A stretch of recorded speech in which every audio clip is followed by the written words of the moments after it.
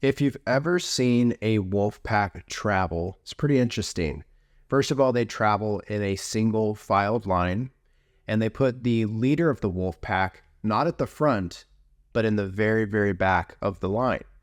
And often the leader of the wolf pack actually travels behind at a distance. This is really interesting because you would think like the leader of a wolf pack might be at the front, but they're not. They're in the very back. So who's at the front of the line when the wolf pack is traveling? They put the oldest and the slowest members at the very front. And the reason why they do that is because the slowest and the oldest, they are going to travel the slowest, obviously. Therefore, the pack can stay together and they can make sure that no member gets left behind. And this is a similar point that was actually brought up in today's book of the day, which is a really interesting one. It's right here. It is called The Goal. And it's by Eliyahu Goldratt. And it's not your typical how-to book. I'll talk about it more in a second, but in regards to the wolf pack, everything in life matters. The order in which we do things matters, just like the order of how a wolf pack travels. That matters. That keeps them all together, it keeps them on track, and it keeps them moving in the right direction all together without anybody getting left behind. So when we do things on a daily basis, even the order in which we do things matters. And I wanted to bring this up because this is something that I believe we should all be testing in life, myself included. And, it's easy for us to fall into little routines that we create for ourselves. But we should be trying to be a mad scientist at all times, always testing and trying new things. Maybe if we're doing our workout first thing in the morning, maybe we should test it doing it in the afternoon or in the evening or vice versa. If we are doing a certain task in the morning, maybe we should test doing that task at another time, especially if that task maybe isn't like a key mover toward the goal, which we'll talk about what the goal even is here in a minute. But I wanted to bring it up because everything in life matters. The order in which we do things on a daily basis matters. And I think that it's something worth us testing and playing around. Tracking with like a pen and a piece of paper to see how we spend our days and what we spend our time on and how much time we spend on those things. If we track all of that with a pen and paper, you can use your phone, whatever. But if we track it all really closely and then we can scientifically test, okay, maybe I'll try doing my workout in the morning instead of in the evenings. I've been doing it in the evenings. I'm going to try to do it in the morning instead and see if maybe that gives me, better results, better outputs for how I'm spending my day. And so it's something that I think we should all be testing. Now, the book we're reading, it's The Goal. This is not your typical how-to book. It teaches in story format. It's kind of a novel of sorts, but it's teaching us, business principles and, things that can be applied to our everyday living. They're getting applied in story format. And this was one of the points that Eliyahu, I think I'm saying his name right, this is one of the key points that he had in his book is that, hey, this is a great way to teach is by illustrating points with stories. And that was something that he mentioned at the beginning of the book, that he thought that was a great way to teach. And so that's kind of the format of the book. Now, the book is about manufacturing. It's also about productivity and then continuous improvement. It highlights the importance of understanding cause and effect relationships in business operations. Now, although it's about manufacturing, if we think about it, we as people are kind of like warehouses. And inside of us, there are little systems and processes and things that we do that kind of make up who we are. And so we can take a lot of this stuff that's being explained and directed towards a manufacturing sense, and we can just apply it to our own personal life and optimize our own warehouse floor, if that makes any sense. So let's move on here to what is the goal. And the goal in business, and this book is a business book, so it's talking about the goal of a business. That's what they're referencing when they say, what is, the goal? It's the goal of a business. The goal of any business is to make money, plain and simple. And I know a lot of us, myself specifically, can get sidetracked and side quested into all of these random things. But when it comes time for business, whether you own a business or, if you're working at a company, everything we should be doing should be driving us toward the goal, which the goal of a business, whether you own the business or you work at the business, the goal of any business is to make money. That's what we're there for, right? Does that mean we can do amazing things in the process and do work that matters? Absolutely. Absolutely. But we can't get sidetracked from the goal. We can't go on these side quests where, we're not working towards the goal. So let me read through a few of the notes here and I'll add comments where needed. Definition of productivity. So if you've heard of productivity before, it is kind of illustrated typically as getting a lot of things done. But in the book, it says that that's not necessarily what productivity is. Productivity is any action that moves the company closer to its goal, okay, which is making money. And so sometimes we may be doing a lot of things in our own personal lives. We may be doing a lot of actions and activities in our books or in our businesses. But is what we're doing, is that moving us closer toward the goal?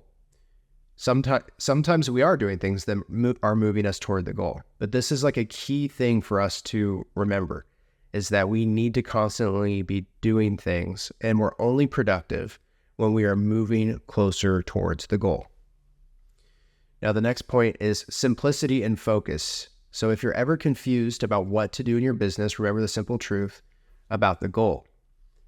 If you own a business, this is very challenging, and it's something that we as business owners have to overcome as quickly as possible, because, we're a business owner, and this also applies for people that work at companies as well too. We are creators, right?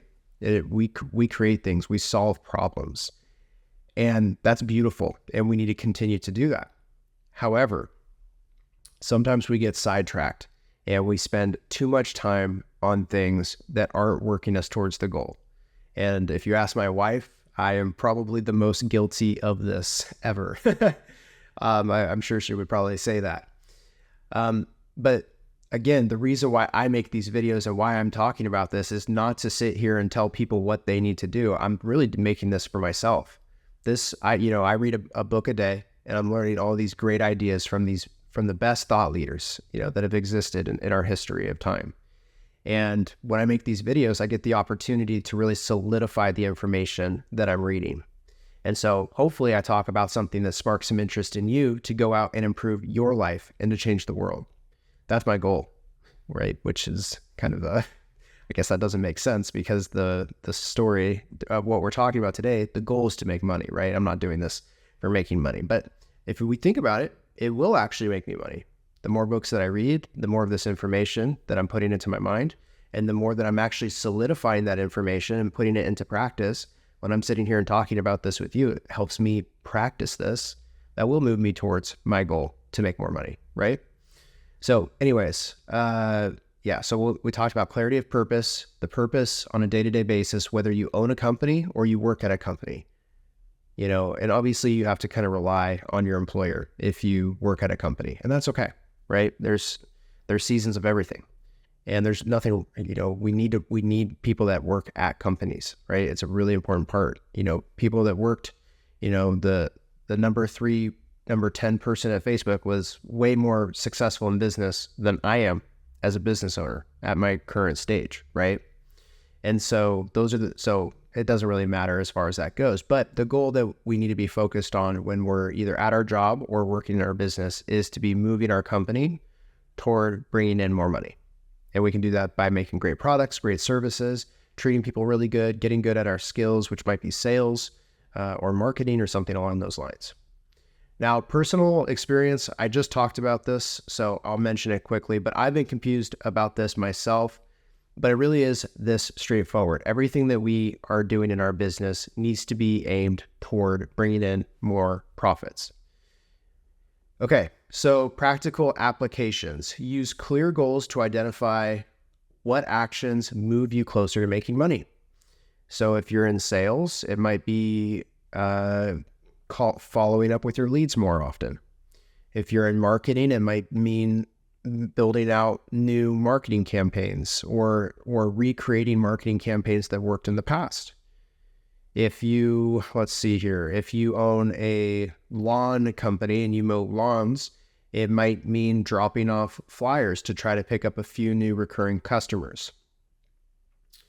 If you are in IT, maybe you're a coder, a programmer, or a web developer of sorts, making very beautiful products that please your customers and your bosses, or your customers if you're just an entrepreneur.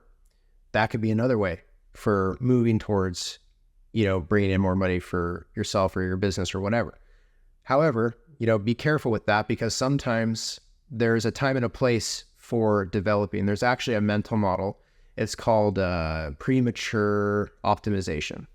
And premature optimization is when we optimize something prematurely. Probably shouldn't use the word when I'm describing it as a definition. But for example, let's say you were launching a new business and your business was primarily sold over, through its website. And let's say you spent, 6 months on this website, and then you launch it, and then you find out that nobody wanted it, or some AI came in and kind of took over that. Well, that's premature optimization, right? We shouldn't have spent 6 months building on that website. We should have just got a very basic website done in like a few days, and then moved on to the important part, which is to get customer feedback and get customers. So trust me, I've done this myself. That's why I'm bringing it up. I've done this many times. So using clear goals to identify what actions move you closer to making money is important. You can write that down on a piece of paper.